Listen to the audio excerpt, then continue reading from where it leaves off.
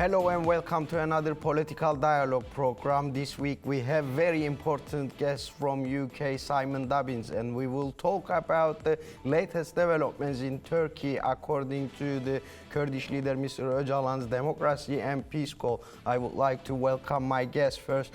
Dear Simon Dubbins, thanks for joining us. Thank you for accepting that interview first of all.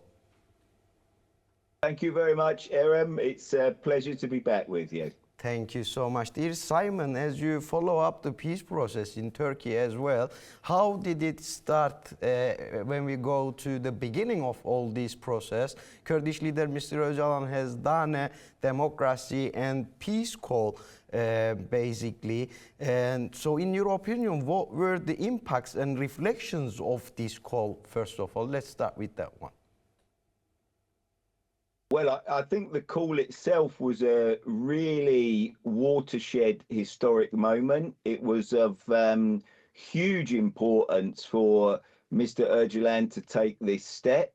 I think it, came as a surprise for many people, a very welcome surprise. That obviously it appears there'd been some preparation and dialogue in the background prior to that, but really, I think the big impact was a huge, really outpouring of hope that this could finally lead to a proper peace process and that the real issues underlying this decades-old tragic conflict could actually be properly addressed if a proper peace process would begin. And Mr. Öcalan and the movement made this huge gesture and step towards opening the door towards a new path. Thank you so much, dear Simon. Secondly, as you know, very recently the Kurdish movement also announced its withdrawal from the ZAP area. How do you evaluate these steps taken by the Kurdish movement to ensure that the peace process, the progress in a healthy manner? As you remember, they have burned and laid down the arms as well. Now they announcing that they are moving out from the ZAP area. So the Kurdish movement taking all these steps. But how do you see all this? How do you evaluate their steps? Well, Erem, as you know, I'm currently chair of the UK Trade Union Freedom for Öcalan campaign, but I'm also director of International for Unite the Union, one of the largest unions in the UK.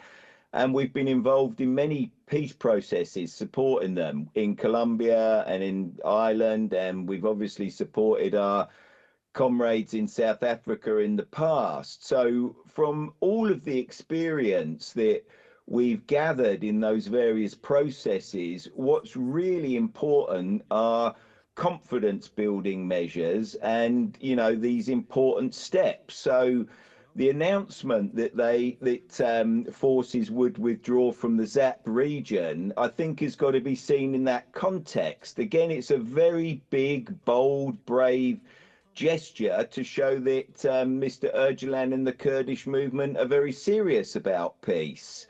I think we need to understand that that move came after there'd also been the symbolic destruction of some weapons in the a few months prior to that. And I think from outside, it appeared there's some frustration that the Turkish state has not been responding in the manner that really it should be. So this next step, again, I think was a hugely important symbolic step to show that the movement is very serious about treading the road to peace.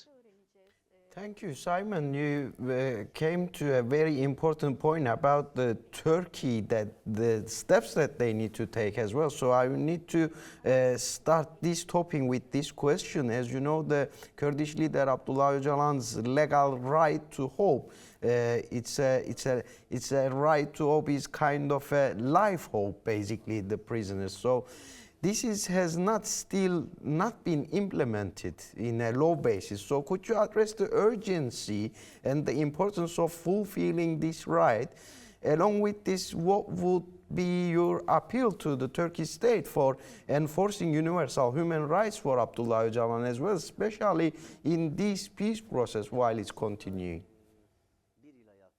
Look, part of the Freedom for Öcalan campaign has really been about trying to address that most basic issue of Mr. Öcalan's human rights. We know that the Committee for the Prevention of Torture, the European Court of Human Rights, they've been looking at the conditions under which Mr. Öcalan has been held for many, many years now.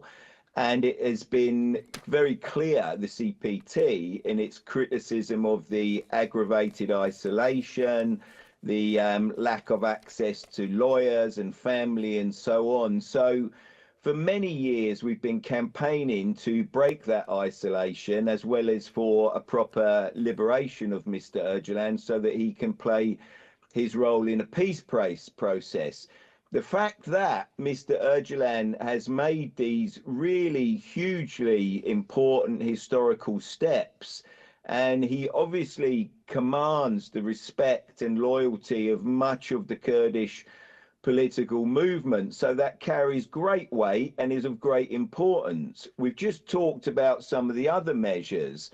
So quite frankly, the fact that the Turkish state has still not lifted the conditions of isolation and at least allowed, I appreciate that some people have been allowed to visit, that there have been certain delegations, and Mr. Öcalan has been allowed to make some statements and even a video message. However, that is still a long way short of Mr. Öcalan having really the freedom that he needs to have to meet everybody, to talk to everybody, to allow the delegations to come, to have the normal basic human rights and access of people. So yeah, it's deeply, deeply disappointing that the Turkish state has not yet seized the opportunity, and we would urge them as a matter of utmost urgency to address this and to lift the restrictions and to enable Mr. Öcalan to play the role that only he can play. Thank you, Simon. We're talking about the law basis situations, the legal basis situations. So we need to talk about this important issue as well, which is these days, as you know, a century-long policy of denying the Kurdish people is being questioned, basically. The inclusion of the Kurdish people existence and rights into the legal and constitutional order is very important topic, basically. So what should the Turkish state administration do in this regard? What kind of steps they should take? What should be the path and the method for incorporating the Kurdish people into the legal system? As you know, the Kurdish question is basically in Turkey, it's equals to there is no, the Kurds' existence is not in the legal system, basically. So this is what Mr. Öcalan talk about as well. So the issue of the necessity of the constitutional and legal arrangements, what would you like to comment on that? How important is that, and what is your call to Turkey to take these steps? Well, I think you're 100% right, Erem. It's, you know, the root of this conflict has also been the denial of the Turkish state that the Kurdish people exist. I know there's the Parliamentary Commission that's still got to do a lot of work yet, and some key changes have to be proposed, including the recognition of the Kurdish people and in fact other minorities within Turkey as well, the recognition that Turkey is a pluralistic, multinational state and not simply made up of one ethnic group is massively important. In order to do that, there obviously needs to be legal changes, constitutional changes. I'm not the expert on the details of those, Erem, but obviously there are many people expert in those matters that will feed into it. What's really still missing at the moment is that although the Turkish state has taken steps to begin the process, begin the dialogue, I think there's this feeling that there's an enormous amount of foot dragging and going slow. Now, many of these things are pretty straightforward and pretty basic. And if the Turkish state is serious about really going down the road to peace and addressing the issues at the root of the conflict, and let's be honest, some of the statements from Bajile, MHP leader, and others have been very positive in the sense of wanting to address those issues, wanting to get to the root causes of the conflict, but they really do need to get a move on and to actually take concrete steps now, make the legislative proposals and changes, make the constitutional changes, so that those that have invested a lot to try and bring about this new peace process don't start becoming disillusioned and wondering and asking the question, what have we let ourselves in for if the Turkish state does not reciprocate and act in the way that it needs to? That's a great warning to be underlined. Thank you, Simon. That was very nice answer as well. So you are expert with the international policies, and I would like to ask an expert like you this important question, which is basically the global international bodies such as UN, EU, ECHR. They have never issued a decision or engaged in any substantial discussion regarding the existence of the Kurds in Turkey, basically. It's clear that these institutions, just as they have ignored the Kurdish issue in Turkey in the past, continue to overlook the ongoing peace process today as well. So with their current stance, they are in fact supporting the Turkish state's policy of excluding the Kurds from the legal order, basically. So according to these institutions, the Kurdish people still today remain without any status. So what should these institutions do?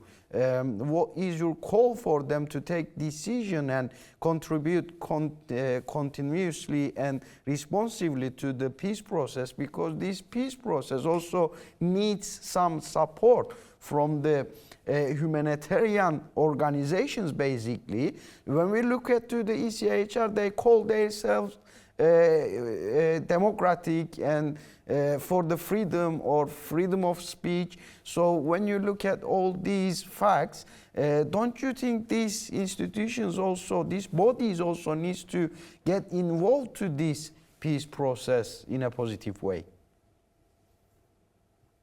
Yeah, I think it's absolutely essential that they do, Erem. Again, if you look at successful peace processes in different countries, nearly always without exception, there's been a very strong international dimension and international support. If you look at Colombia that I mentioned a moment ago, the United Nations involvement and international bodies, including regional bodies in Latin America, was absolutely critical to support, to provide the support around the two conflicting parties to really provide the framework within which a peace deal could be struck. I think the same was true in the case of Ireland and case of South Africa and so on. So yes, it's a neglect of their duty that they are not involving themselves more directly and insisting that there's an involvement. I understand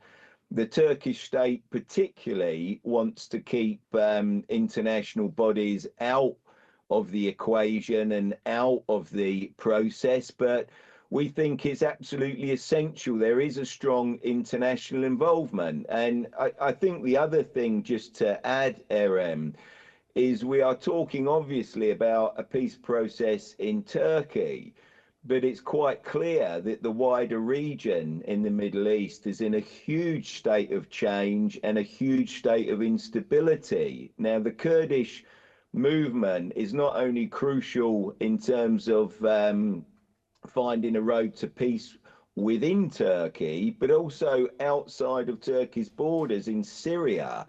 the Kurdish movement has a critical role to play. And yeah, there is a very real feeling that the international community is almost keeping itself at arm's length or being manipulated by other actors to not really engage itself, give the recognition to the Kurdish people, insist that they have seats at the table, and insist that they are full players in this process.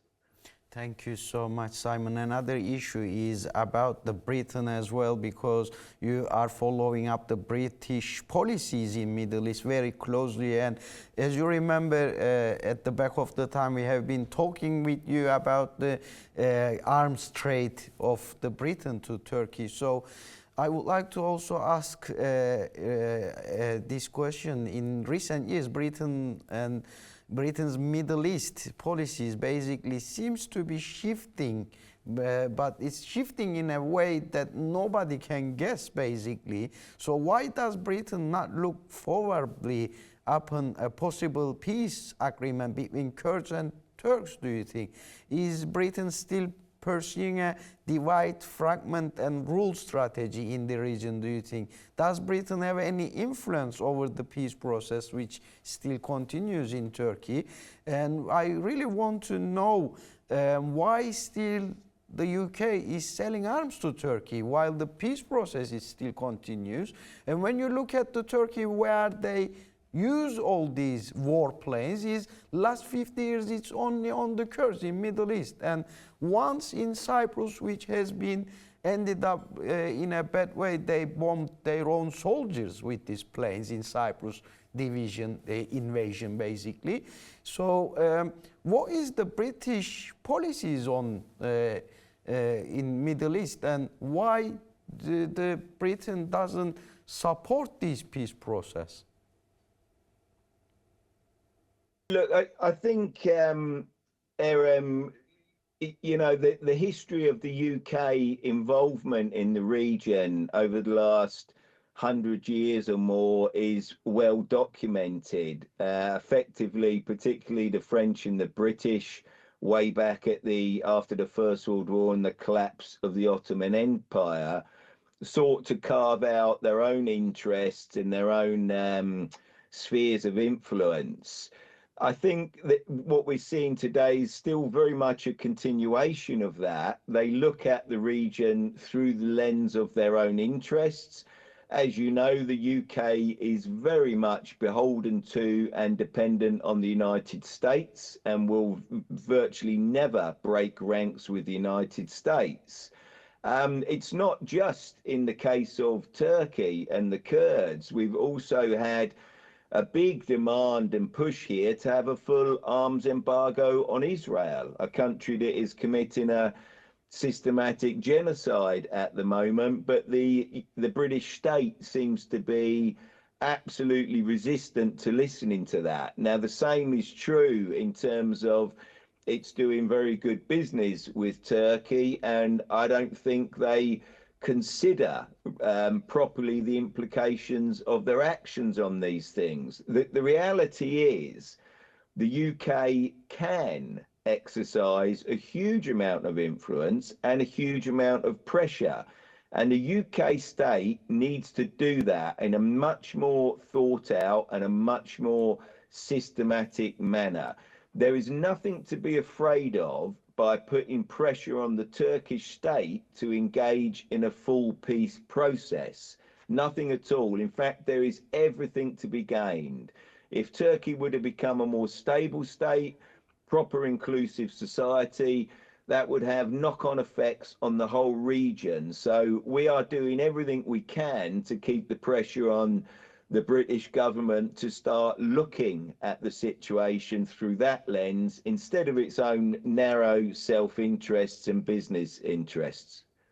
Thank you, Simon. That was very clear and to the point, as you are a great speaker as always. But lastly, very shortly, I would like to ask that one as well, because Mr. Öcalan might be watching this or might be able to watch this program in the future. So what is your message for Kurdish leader Mr. Abdullah Öcalan via our screens directly to him? Well, we would absolutely salute Abdullah Öcalan's courage, his determination, the huge steps that he's taken and the leadership that he's shown to really embark on a new path of peace. And we would very clearly say to Mr. Öcalan that we will not rest until you have the right to hope actually being realized, that you are free again to play properly the role that you need to play the role that only you can play really in helping to bring about peace and reconciliation in Turkey. And Mr. Öcalan, we really do hope that we will be able to visit you in person very soon. It's been far too many years that you've been in isolation. We welcome the fact that conditions are a little better, but we are acutely aware we are still a long way from being where we need to be and from you being able to play the role that only you can play. Thank you, Simon. Highly experienced trade unionist, well-known trade unionist in UK and the UK Trade Union Freedom for Öcalan campaign chair, Simon Dubbins. Thanks for joining us. Thank you for your valuable comments and time. Thank you very much, Erem. All the best and hope to see you again soon. Thank you so much. Hope to see you soon, Simon. We spoke to Simon Dubbins from UK Trade Union campaign for freedom for Öcalan and also one of the biggest trade unions in UK, Unite the Union International Director Simon Dubbins. We will see you on the next Political Dialogue program. Thanks for joining us.